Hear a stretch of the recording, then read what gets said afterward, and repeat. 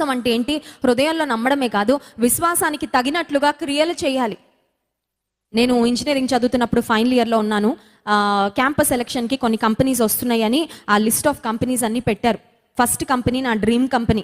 నేను అనుకున్నాను, నేను సెలెక్ట్ అయితే ఈ కంపెనీలో సెలెక్ట్ అవ్వాలి, ఎందుకంటే ఇది టాప్ ఎంఎన్సీస్లో ఫస్ట్ 3 ఎంఎన్సీస్లో ఈ కంపెనీ ఉంది కాబట్టి నేను అందులో సెలెక్ట్ అవ్వాలి అనుకున్నాను. ఆ కంపెనీ వారు వచ్చారు, మా ఆడిటోరియంలో చాలా పెద్ద స్క్రీన్ మీద ఆ కంపెనీ ఎలా వర్క్ చేస్తుంది, ఆ కంపెనీ ప్రపంచవ్యాప్తంగా ఎక్కడెక్కడ ఆఫీసెస్ ఉన్నాయి అవన్నీ చూపించిన తర్వాత నాకు ఎందుకో కళ్ళలో చాలా కన్నీళ్ళు వచ్చి నేను వెంటనే ఏసైతో మాట చెప్పాను. ఏమనంటే, ఇంత మంచి కంపెనీలో నీ కూతురికి నువ్వు ఇవ్వవా ప్రవ్వా జాబు అని అడిగాను.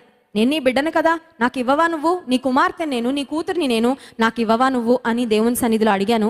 అడిగిన తర్వాత ప్రిపేర్ అవ్వడానికి మరి ఇంకా ఆ కంపెనీ వాళ్ళు రిటర్న్ టెస్ట్ ఉంది, ఆ తర్వాత 3 ఇంటర్వ్యూలు ఉన్నాయి. రిటర్న్ టెస్ట్లోనే చాలా మంది ఫెయిల్ అయిపోయారండి. రిటర్న్ టెస్ట్ కంప్యూటర్లో జరిగింది, అది ఆన్లైన్ టెస్ట్. ప్రతి సెక్షన్కి కూడా ఇంత టైం అని ఉంటుంది, ఆ టైంలోనే మనం రాసేయాలి, ఆ తర్వాత నెక్స్ట్ సెక్షన్కి వెళ్ళిపోతూ ఉంటాం. సరే, ఆ ఇంటర్వ్యూ దగ్గర పడుతుంది అనుకున్న సమయంలో నేను మా మమ్మీతో అన్నాను, ఇంటర్వ్యూ కోసం నేను ఒక మంచి డ్రెస్ కొనుక్కోవాలనుకుంటున్నాను మమ్మీ, ఒకసారి మన ఇద్దరం షాపింగ్కి వెళ్దామని అడిగాను. నేను నా తల్లిగారు మా దగ్గరలో ఉన్న ఒక షాప్కి వెళ్ళి ఒక మంచి డీసెంట్ డ్రెస్, ఒక మంచి కొత్త డ్రెస్, డీసెంట్ డ్రెస్ ఇంటర్వ్యూ కోసం కొనుక్కున్నాను. సరే, దేవుని మహాకృప వల్ల రిటర్న్ టెస్ట్లో క్లియర్ అయింది. ఆ తర్వాత ఇంటర్వ్యూకి నేను ఏ డ్రెస్ కొనుక్కున్నానో ఆ డ్రెస్ నేను వేసుకొని 3 ఇంటర్వ్యూలు ఒకే రోజు జరిగాయి. 3 ఇంటర్వ్యూలు అయ్యాక ఆ రోజు ఈవినింగే రిజల్ట్ చెప్పారు. దాదాపు మా కాలేజ్లో ఉన్న 300 మంది స్టూడెంట్స్లో కేవలం 30 మందిని సెలెక్ట్ చేస్తే దేవుని మహాకృప వలన ఆ కంపెనీలో దేవుడు నాకు ప్లేస్మెంట్ ఇచ్చాడు. హల్లెలూయా. ఆ తర్వాత మా ప్రేయర్ గ్రూప్లో మేము కొంతమంది ఫ్రెండ్స్ ఉండేవారం, గర్ల్స్ని. ప్రతిరోజు మేము కలిసి ప్రార్థన చేసుకుంటూ ఉండేవారం.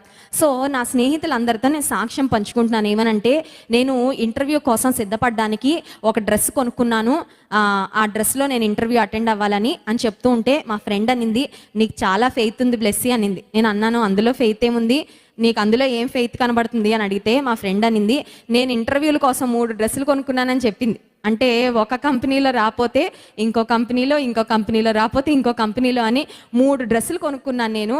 నాకు అవిశ్వాసం ఉంది, అందుకే 3 డ్రెస్సులు కొనుక్కున్నాను. నువ్వు ఒక్క కంపెనీలో సెలెక్ట్ అయిపోతావు, ఫస్ట్ కంపెనీలో విశ్వాసం నీకుంది కాబట్టి నువ్వు ఒక్క డ్రెస్సే కొనుక్కున్నావు. నీ విశ్వాసాన్ని బట్టి దేవుడు నీకు అద్భుతం చేశాడని. హల్లెలూయా. కానీ అన్ఫార్చునేట్లీ పాపం తను 3 కంపెనీల్లో కూడా సెలెక్ట్ అవ్వలేదు, 4వ కంపెనీలో సెలెక్ట్ అయింది. ఆ తర్వాత మా ఫ్రెండ్. నేను ఎందుకు ఈ చిన్న ఉదాహరణ చెప్తున్నానంటే, విశ్వాసం అనేది హృదయంలో నీవు నమ్మికించడమే కాదు. It's not just about believing in your heart, but it is also about taking steps of faith. విశ్వాసంకు తగినట్లుగా నీవు అడుగులు వేయడము.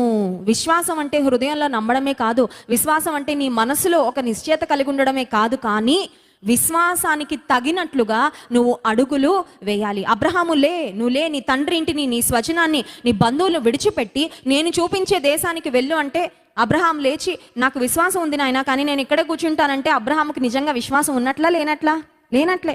ఎందుకంటే అబ్రహాముకు విశ్వాసం ఉంటే లేచి బయలుదేరతాడు, అడుగులు వేస్తాడు. అబ్రహాము లేచాడు, బయలుదేరాడు, అడుగులు వేస్తూ ముందుకు వెళ్ళాడు. హల్లెలూయా. విశ్వాసం అంటే ఏంటో తెలుసా అండి?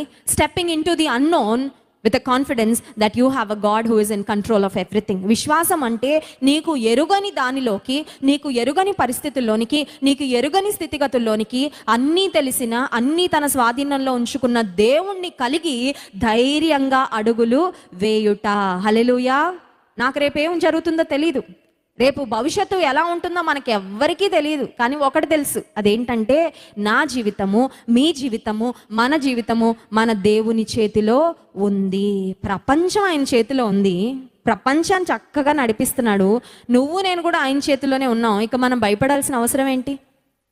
ప్రపంచాన్ని అంతటినీ మేనేజ్ చేస్తున్న దేవుడు నిన్ను నన్ను మేనేజ్ చేయలేడా? నిన్ను నన్ను చూసుకోలేడా? నిన్ను నన్ను కాపాడలేడా? నిన్ను నన్ను భద్రపరచలేడా? నిన్ను నన్ను నడిపించలేడా? నిన్ను కాపాడువాడు కునుకడు, ఇశ్రాయేలును కాపాడువాడు కునుకడు, నిద్రపోడు.